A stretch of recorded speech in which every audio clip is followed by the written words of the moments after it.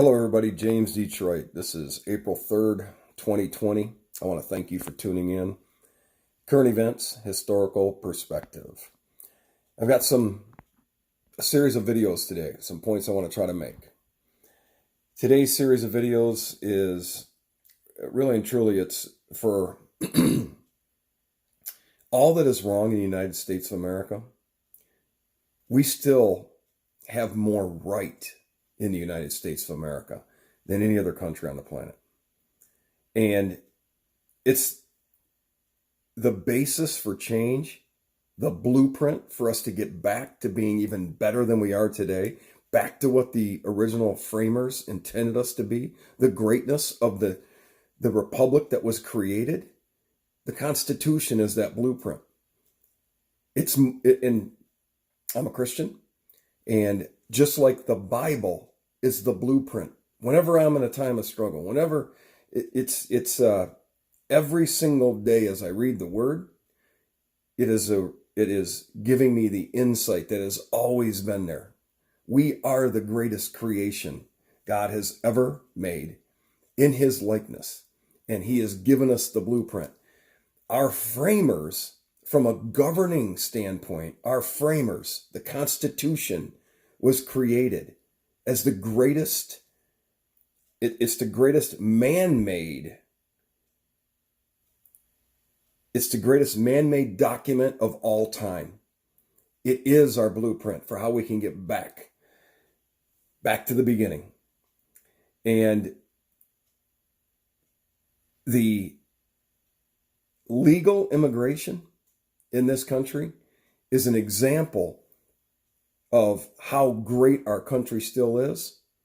We take in more legal immigrants, through the front door immigrants, through the process, than any other country on the planet, because we are the greatest.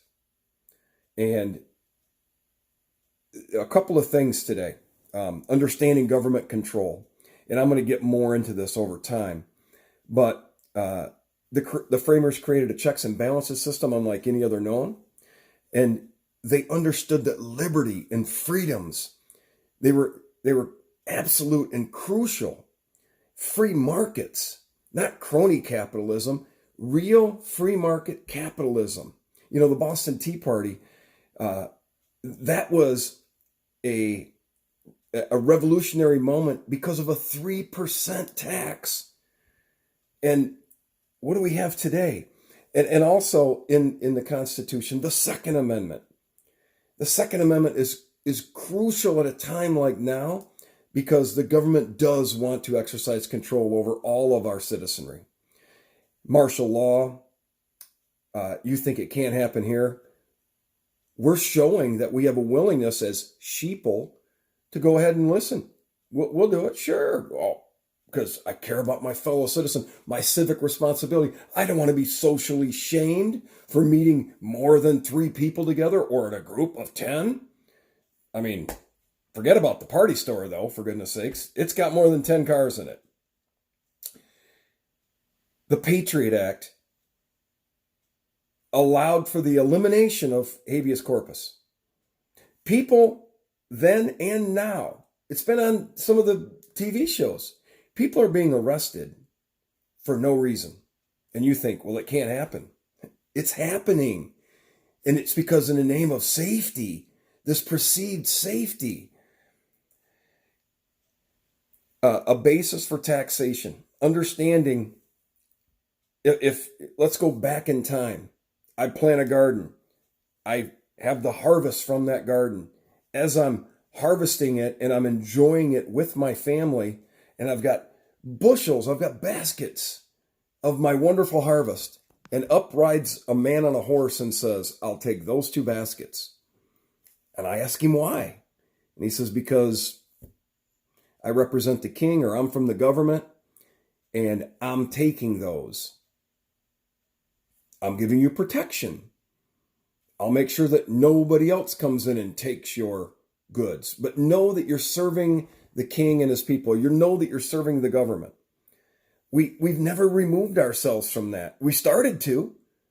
200 and some years ago, we started to, and yet we've allowed it to return in so many ways. And it's done to fund wars. It's done to fund things that I don't necessarily agree with. Every time I send $1 to Washington, D.C., I don't get $1's value back. It's been a process of dividing so that they can conquer us. We've got a two-party system. They suggest that there are social injustices that need to be righted, a feminist movement, or they suggest that there's a separation of races, that this race or that race. Folks, there's one race, and it's the human race. And for goodness sakes, one of my favorite shows back in the day was All in the Family, and Norman Lear did a fantastic job when George Jefferson's blood was given to Archie Bunker.